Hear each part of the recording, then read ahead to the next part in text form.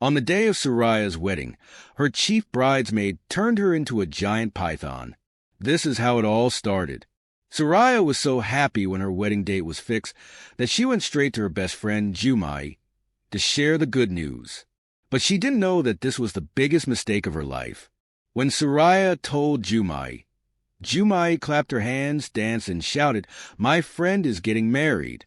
Everyone, come and celebrate with me." She danced in front of her house, smiling so widely, making it look like she was the happiest person alive.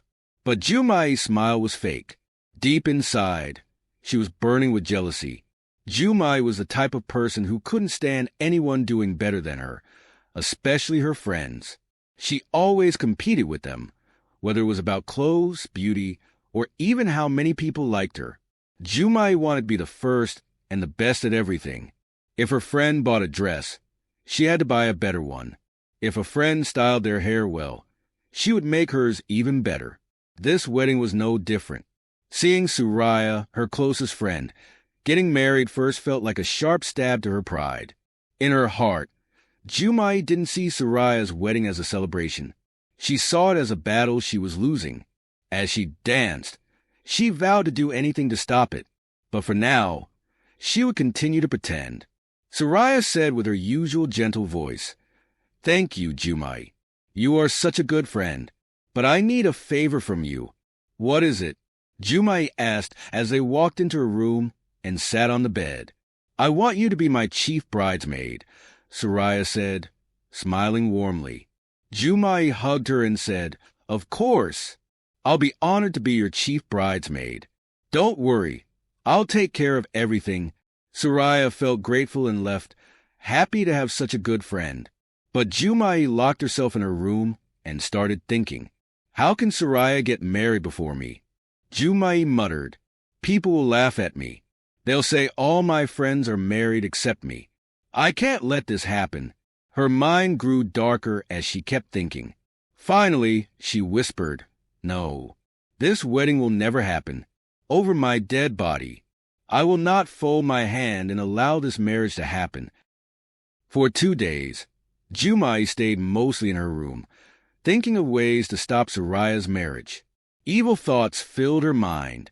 She first considered going to Markus, Suraya's husband-to-be, and telling him lies about Suraya. She planned to create a convincing story that could destroy their marriage plans. Then, she thought about another plan, lying to Suraya and saying that Markus had tried to rape her. This idea stayed in her head for hours, but after thinking hard, she realized it wouldn't work. If people asked her for proof, she wouldn't have anything to show. Jumai refused to give up. She decided that the only way to succeed was to use spiritual means. She thought about this plan for a week and finally made up her mind. One morning, she went deep into the forest to see a native doctor, someone known for his wickedness. While all this was happening, Suraya was at home, happily preparing for her wedding.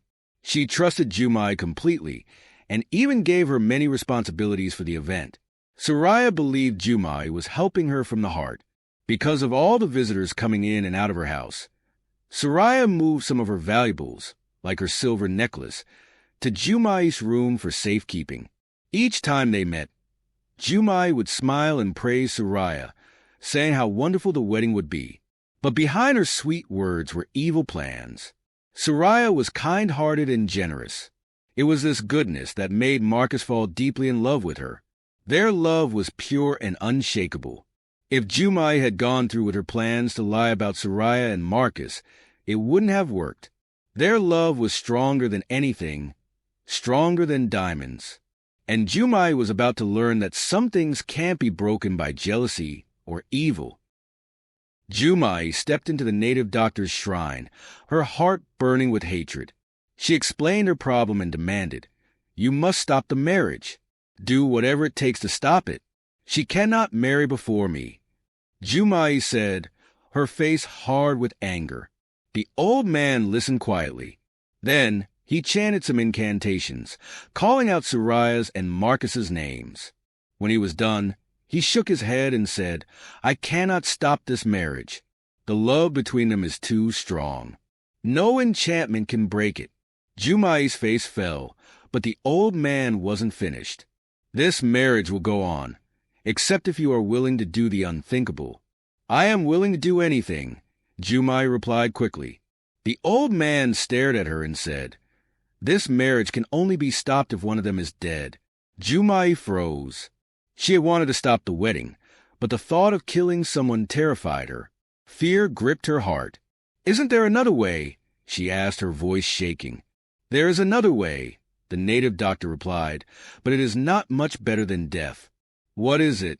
Jumai asked eagerly. One of them must be turned into an animal. The person will wander in the forest for the rest of their life, he said. Then, after a pause, he added, Many people would rather die than face such a fate. So, what will you choose? Jumai stood there, torn between two terrible options. A part of her wanted to leave and forget everything, but another part pushed her to stay and finish what she started. What kind of animal will she turn into? She asked. The old man replied, Only the gods can decide that. I do not know. Jumai thought for a moment, then made her choice. Turn her into an animal, she said finally. Deep down, she tried to silence her guilty conscience by telling herself, After I get married, I will come back and undo the charm. Suraya can become human again. The native doctor nodded and told her the items needed for the spell. Jumai assured him she could provide them. Among the items, she was required to bring Suraya's hair and her underwear. The underwear had to be something that had touched Suraya's sweat. Jumai left the shrine and headed straight to Suraya's home. It was still morning when she arrived, and she was welcomed warmly as always. Everyone in Suraya's family treated her like one of their own. Suraya's mother, in particular, adored Jumai. When Suraya told her mother that Jumai would be her chief bridesmaid, her mother happily agreed. How are the preparations coming along? Jumai asked as she sat beside Suraya on the bed. Thanks to you, everything is going smoothly, Suraya replied with a grateful smile. At that moment, Suraya's mother called her. Suraya, go and get food for your friend. Suraya obediently got up and left the room. The moment Suraya was out of sight, Jumai's heart began to race. Now is my chance, she thought. She grabbed Suraya's comb, pulled out a handful of hair, and quickly stuffed it into her bag. Then her eyes darted to the basket of clothes by the corner. She hurriedly took a bra and shoved it into her bag as well. Her hands trembled slightly as she tucked the items away, but she forced herself to act calm. By the time Suraya returned with a tray of food, Jumai was sitting casually as if nothing had happened. Suraya placed the food in front of Jumai and teased, Mama says you must finish all this food. Jumai laughed nervously. How on earth am I supposed to finish this mountain of food? She joked, and they both burst into laughter. After eating, Suraya walked Jumai out of the house. Along the way, they talked about the wedding plans. Jumai promised to do more to support the preparations, her words dripping with false sincerity. Suraya waved her goodbye, and Jumai returned home. When she reached her house, she rested briefly, but her mind was already planning the next step. Later that day, she went to the market and bought a large goat and the other items needed for the sacrifice. One of the requirements was a live snake. As luck would have it, a hunter was returning home that evening with a baby python in a cage. Jumai bought it along with the cage. The next morning, Jumai gathered all the items and began the long walk to the forest. The heavy goat tugged at her hand, and the basket holding Suraya's hair and bra felt unbearably weighty. Each step she took brought a pang of guilt. Her conscience whispered, What are you doing, Jumai? Suraya has been nothing but a good friend to you. She doesn't deserve this. Why are you letting jealousy consume you? Jumai paused for a moment, gripping the goat's rope tightly. Memories of Suraya's kindness flashed through her mind. How she always stood by her. How she trusted her completely. Her heart ached, and tears threatened to fall. For a moment, it felt like she might turn back. But then, bitterness crept in again. No, she thought bitterly. If I let her marry first, everyone will look down on me. I can't be the laughingstock of the village. This is for my own good." With that, she hardened her heart and kept walking, forcing herself to ignore the torment inside her. When she finally reached the native doctor's shrine, she handed him the items.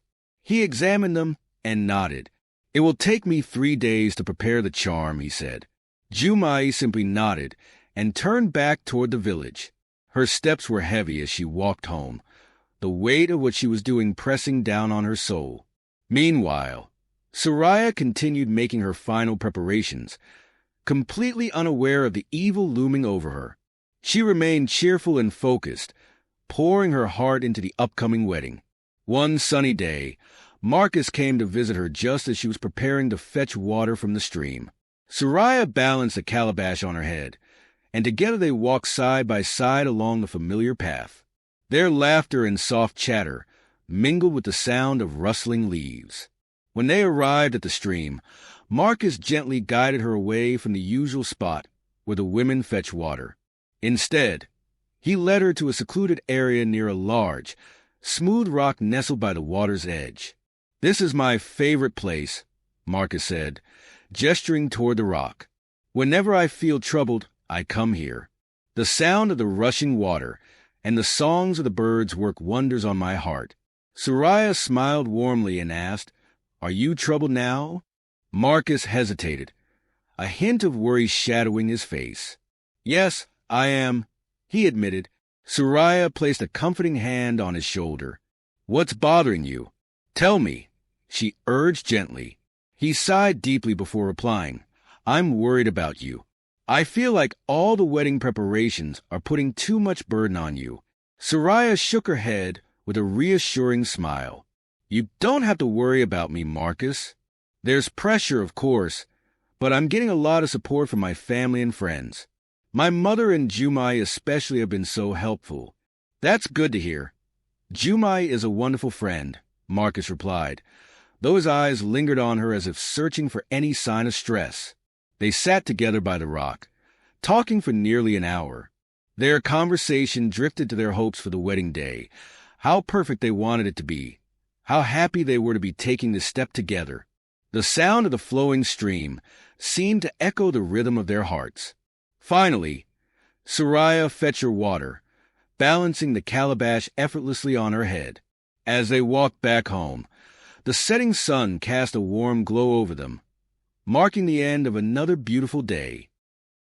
After 3 days, Jumai went to the native doctor and collected a dark potion. He handed her the small bottle and said, "Rub this on her forehead. It will turn her into a wandering animal. She will roam the forest, eating like the beasts until her days end and she dies." With those chilling words, he dismissed her. Meanwhile, Suraya's wedding preparations continued smoothly. She radiated joy, blissfully unaware of the evil brewing against her. The night before the wedding, tradition required that Suraya not sleep alone. Instead, she had to spend the night in the company of 2 trusted friends. Naturally, Jumai was one of the chosen companions, alongside another close friend. That night, the 3 girls gathered in Suraya's room. Laughter filled the air as they chatted about the wedding. Jumai laughed the loudest, playing the role of the happiest and most supportive friend. Exhausted from the day's events, Suraya fell into a deep sleep. The other girls soon followed, her breathing soft and steady. Jumai, however, feigned sleep. She stayed awake, waiting for the right moment. At midnight, when she was sure the others were fast asleep, Jumai quietly reached into her bag. Her trembling hands pulled out the small plastic bottle containing the oily potion. She muttered incantations under her breath, her voice barely audible. Then, with deliberate care, she rubbed a few drops of the substance onto Suraya's forehead. She tucked the bottle back into her bag and lay down, her heart pounding. She closed her eyes, pretending to sleep, but her mind raced with thoughts of what would happen next. 10 minutes later, Suraya stirred in her sleep. She sat up suddenly, clutching her head. "What is happening to me?" she whispered, her voice shaking. Before she could process what was happening, Her body began to change. Her arms elongated and grew scaly. Her legs fused together. Her skin became rough and patterned like a python's. She wanted to scream, but her mouth wouldn't open.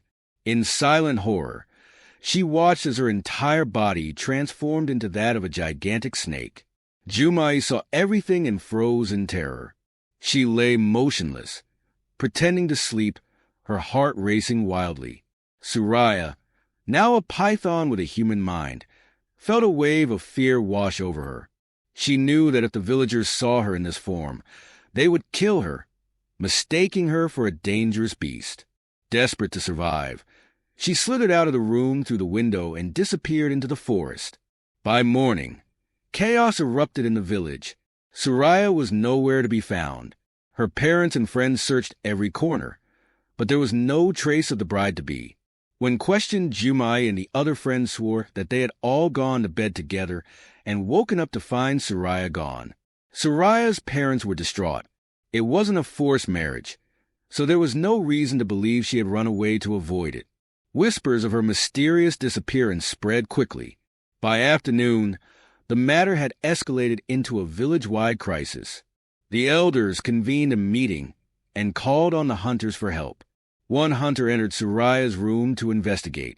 Stepping outside the window, he crouched and examined the ground. After a moment, he returned to the gathering and said gravely, "A giant python entered her room during the night, but I cannot tell what happened next." He led the elders and Suraya's parents to the back of the window and showed them the markings in the dirt. Several other hunters confirmed that the tracks were indeed from a large snake. Upon hearing this, Suraya's mother collapsed to the ground, wailing uncontrollably. Her cries pierced the air, breaking the hearts of everyone around. Suraya's friends wept, overcome with grief. Jumai cried the loudest, her performance so convincing that some of the men had to hold her and offer comfort. Pythons were relatively common in the village forest, but none had ever ventured into the village to harm anyone, let alone swallow a person. The villagers were in shock. Many believed it was an act of wickedness. Others saw it as the god's wrath. But no one knew the truth, except Jumai. The elders concluded that the python must have swallowed Suraya. In response, the hunters organized a search party, determined to find and kill the snake. Armed with local guns, bows, and arrows, they prepared for the hunt. Markus, devastated by the disappearance of his beloved, insisted on joining them. The hunters warned him about the dangers of python hunting, urging him to stay behind, but he refused to listen. Reluctantly, they allowed him to come along, with strict instructions to remain close to the group. The hunters followed the distinct trail of the python's heavy body from behind Suraya's window. It led them to the stream. However, once they reached the water, the trail vanished. They crossed to the other side and searched the forest thoroughly, but without the trail to guide them, they wandered aimlessly. Despite their efforts, they returned to the village empty-handed by evening. Along the way, they encountered 2 small pythons, but neither matched the size of the tracks near Suraya's home. The hunters reported their findings to the village. The conclusion was grim. Suraya had been swallowed by the python and was surely dead. A wave of mourning swept through the village. People moved about in hushed sorrow, unable to believe what had happened. Never in the village's history, nor in any neighboring village, had a bride been swallowed by a python on the eve of her wedding. Suraya's parents were inconsolable. Even the children, sensing the weight of the tragedy, played in silence. But one person refused to believe she was dead, Markus. He had seen the python's trail, yet something deep in his heart told him that Suraya was still alive. He kept his hope to himself, unsure of how to prove it. Deep in the forest, Suraya watched the hunters as they searched for her. She saw Markus among them, his face etched with grief. Her heart ached for him, but she dared not reveal herself. Camouflaged high in a massive tree, she remained perfectly still. Her sharp python senses picked up their conversations. When she heard them talk about hunting the python that had swallowed her, she realized the danger. If they found her, They would shoot first and ask questions later. The next day, the hunters returned to the forest and resumed their search. Again, they found nothing. After the third day of searching, they gave up, concluding that even if they killed the python, Suraya would have long since died inside its stomach. Suraya continued to live in the forest. Her human mind remained intact, but she struggled to find a way to communicate the truth. She hadn't been swallowed. She was a python. If only she could speak, she could explain everything. Her thoughts often turned to Markus. Her love for him remained as strong as ever. Even in her snake form, she yearned to see him, to comfort him, and to tell him she was alive. But for now, all she could do was watch from afar, her heart heavy with longing. 3 days had passed since the hunters and Markus stopped coming to the forest, and Suraya missed him deeply. Seeing him, even from afar, brought her comfort and hope. The forest was vast and wild, but she felt utterly alone. The animals seemed to sense she was not natural. They avoided her, and even predators like lions and hyenas kept their distance, watching cautiously. Her loneliness grew unbearable.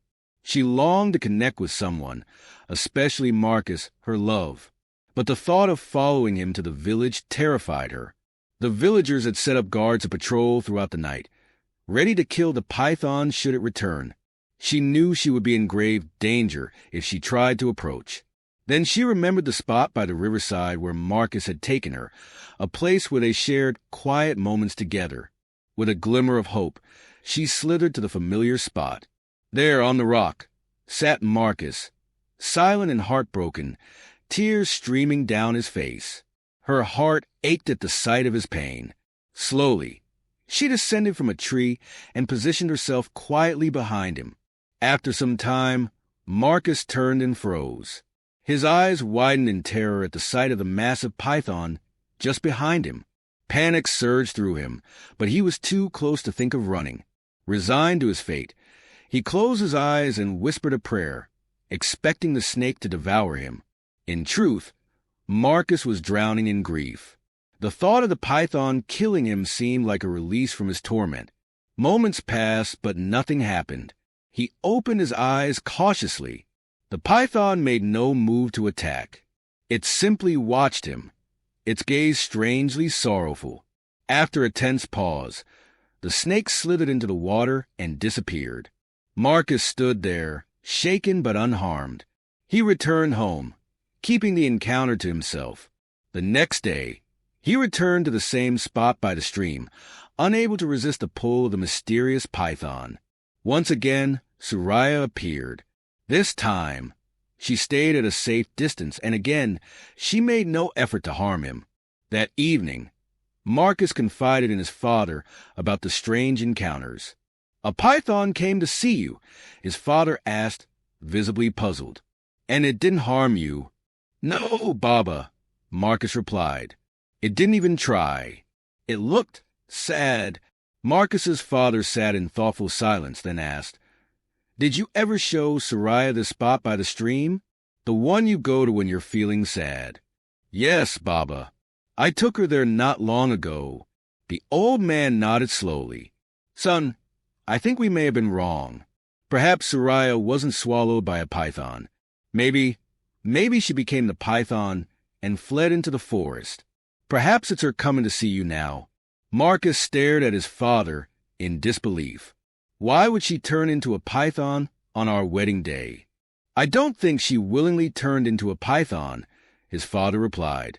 "Someone may have done this to her, a wicked act of sorcery." Markus clenched his fists in frustration. But how?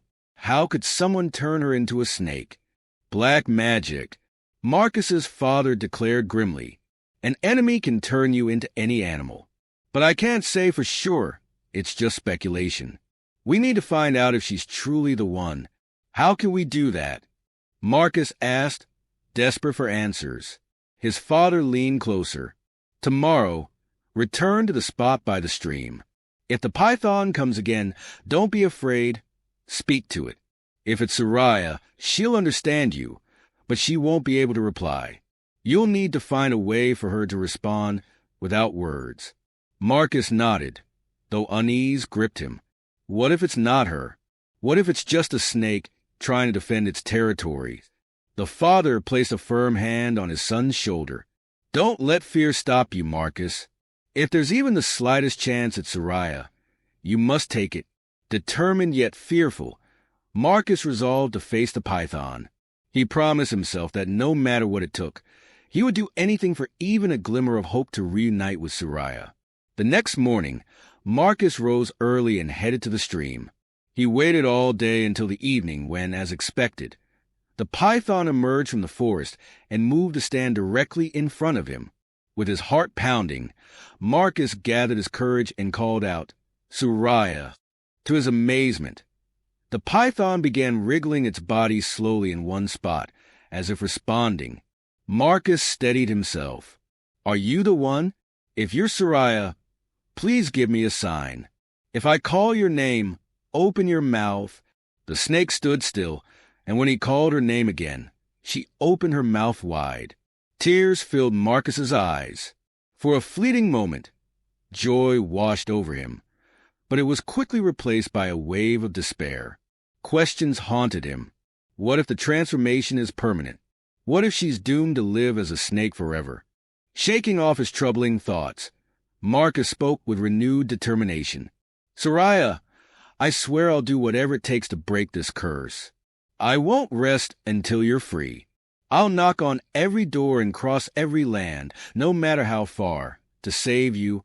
The python slithered back into the forest, and Marcus returned home. Without delay, he confided in his father. "You must keep this a secret," his father warned. "Nobody must know, not yet. We don't know who did this evil, and if they find out we're trying to undo it, they could harm her further or block our efforts." That evening, Marcus and his father traveled to a neighboring village, arriving just before dawn. The next morning, they sought out a renowned native doctor. After listening to their story, the native doctor stroked his chin thoughtfully and said, "Since she still loves you," pointing at Marcus, "it will be easier to break the serpent curse. But I'll need something she gave you out of love, something that carries her essence."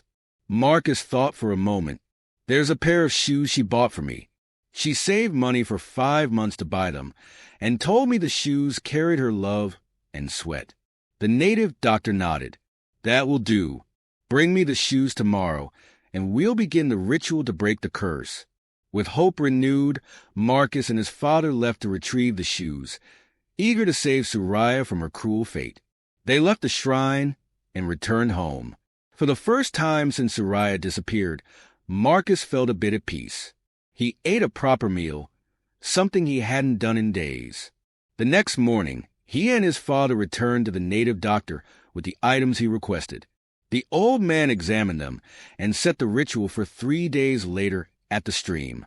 He warned them sternly, "Tell no one, not even Suraya's mother. Only her father should know. If word spreads, the person who cast this evil spell might intervene." Marcus and his father paid a visit to Suraya's father, sharing everything they had learned. The old man was deeply moved and praised their determination. "This is why I had no doubts about giving you my daughter," he said to Marcus. "I always knew you would take care of her." Before they parted, the 3 men promised to keep the mission a closely guarded secret. On the appointed day, they gathered by the stream. The native doctor arrived prepared, carrying his tools and charms. Meanwhile, Suraya watched from the top of a nearby tree, confused and frightened by what she saw. When the usual time came for her to visit Marcus, she hesitated, unsure of what was happening. But when Marcus called out her name, his voice echoing through the forest, she couldn't resist. Slowly, she descended from the giant tree, her massive body slithering toward them. The native doctor wasted no time. He instructed Marcus to embrace the python tightly, and then he tied a silvery rope around them.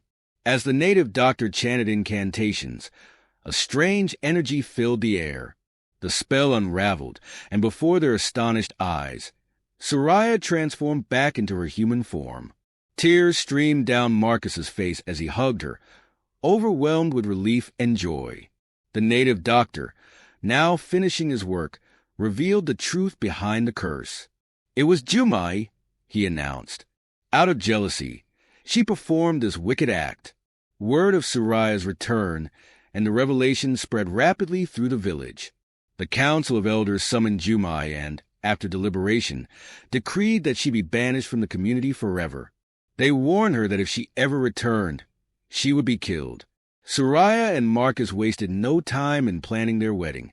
That weekend, they finally tied the knot without any mishaps. The entire village erupted in joyous celebration, drums echoing through the air and laughter filling every corner. Suraya and Markus, now united at last, went on to live a long and happy life together. Thanks for watching. Please subscribe to support the channel. Your help means a lot.